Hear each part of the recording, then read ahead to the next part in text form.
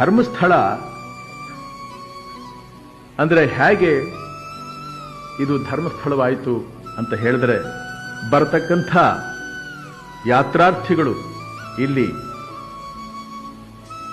ಅನ್ನದಾನ ಹಾಗೂ ದರ್ಶನ,